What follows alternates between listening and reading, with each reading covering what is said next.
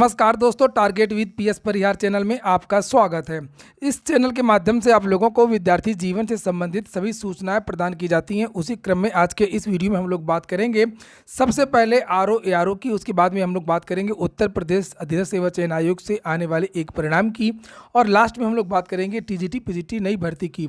तो वीडियो को जल्दी से लाइक कर दें, शेयर कर दें, और जिन छात्रों ने चैनल को अभी भी सब्सक्राइब ना किया हो तो जल्दी से सब्सक्राइब कर लें, ताकि आप लोगों को भी इसी प्रकार की अथेंटिक अपडेट सबसे पहले मिलती रहे।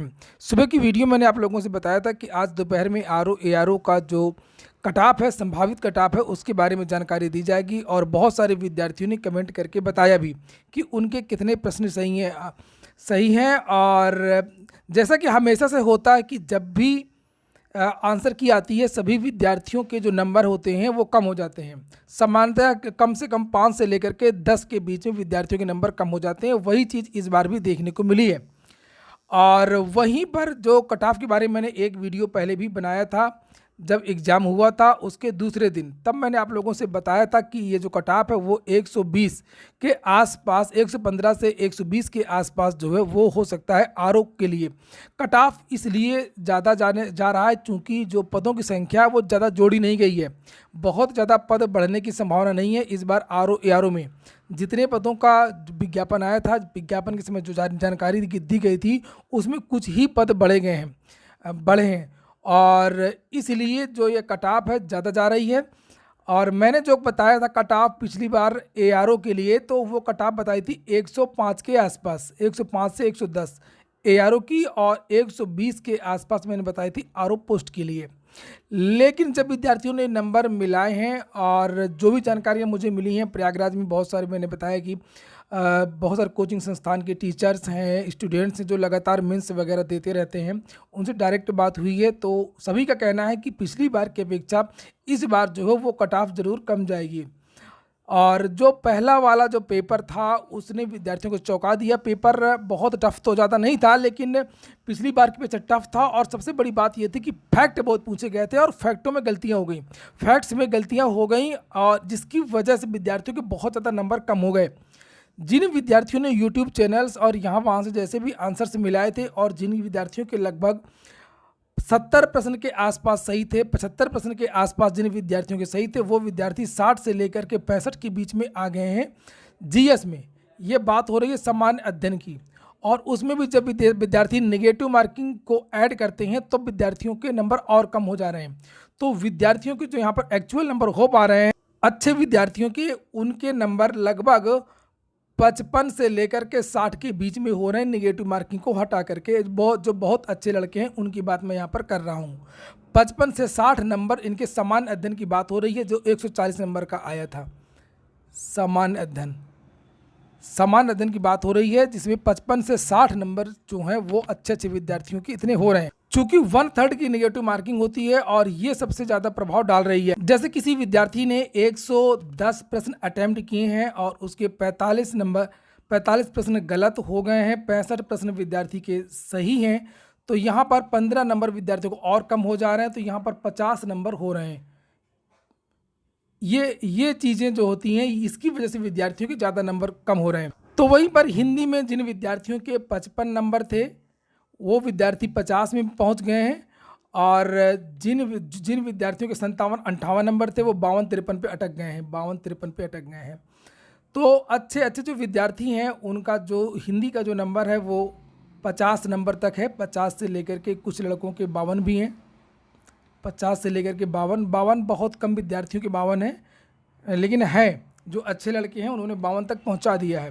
तो 50 नंबर अगर हम लोग इसका माने, और यहाँ पर अगर समान अध्ययन का हम लोग 60 नंबर जोड़ते हैं, 55 ना मानिए आप, 60 मान लीजिए, चूँकि जो कट ऑफ होती है वो सोच से कुछ ज़्यादा जाती है। तो जैसे मैंने बताया था 55 हो रहे हैं, तो 5 आप और बढ़ा दीजिए, तो 55 में 60 कर दीजिए, तो 60 ये और प्लस 50 हिंदी। ये अगर 110 है, 110 में 2-3 नंबर आगे पीछे मैं नहीं कह सकता कि दवाई 112-13 भी हो सकती है, तो 110 से आप 2 नंबर और जोड़ दीजिए, तो 110 से लेकर के 112, ये आरओ की जो कट ऑफ है वो इस बार जाएगी, 120 नहीं जाएगी।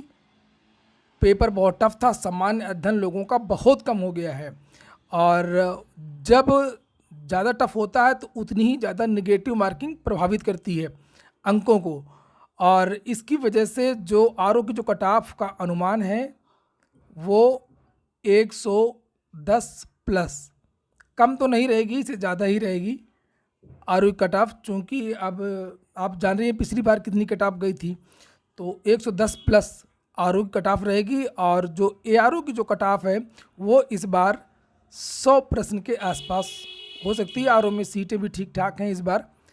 100 प्रश्न अगर हैं, 100 से लेकर के 102 नंबर, 3 नंबर और जोड़ दीजिए 103, 100 से 103 के आसपास एआरओ की कट ऑफ हो सकती है। 1-2 नंबर कम भी हो सकते हैं, ऐसा नहीं है, ये आप इसको 98 से लेकर के 103 भी कह सकते हैं। ये एआरओ की कट ऑफ इतनी हो सकती है, और जो आरओ की कट ऑफ है वो 110 प्लस हो सकती है। अब रही बात अंतर की कि आरओ एआरओ में केवल इतना अंतर ही रहेगा। हाँ, इतना ही अंतर रहेगा, क्योंकि अब बहुत ज़्यादा विद्यार्थियों ने ओ लेवल कर लिया है। पहले ऐसा होता था कि जो कट ऑफ में आरओ एआरओ में बहुत ज़्यादा अंतर आया करता था, 20-22 नंबर, 25 नंबर का भी अंतर आ जाया करता था प्री में ही, और इसलिए अब ज़्यादा ये अंतर देखने को नहीं मिलेगा। क्योंकि इस बार बहुत सारे विद्यार्थियों ने जो कंप्यूटर साइंस किए हैं और अन्य हैं, जैसे कि पीजीडी से जिन्होंने किया है, सब ने आवेदन किया है। वो बात अलग है आगे क्या होगा, और इसकी वजह से जो प्रारंभिक परीक्षा की जो कट ऑफ है वो इतनी जाएगी। चलिए अब हम लोग बात कर लेते हैं यूपी ट्रिपल एससी की। सोशल मीडिया में चर्चा है कि आज जो है लोअर का परिणाम जारी हो सकता है। तो लोअर में कुछ समस्याएं थी रिजल्ट को लेकर के, कि उसमें बहुत सारे पोस्ट थे, एक ही विद्यार्थी का कई पोस्टों में हो रहा था, किस तरीके से क्या किया जाए, कोई विशेष योग्यता वाले कुछ पद थे।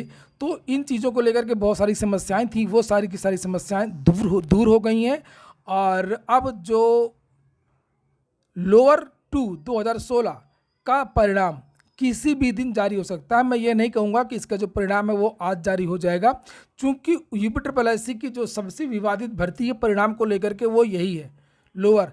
जब भी जानकारी दी जाती है या जब भी कुछ होता है तो ये ऐन वक्त पे इसका जो परिणाम है वो बदल जाता है और वो नहीं आता है।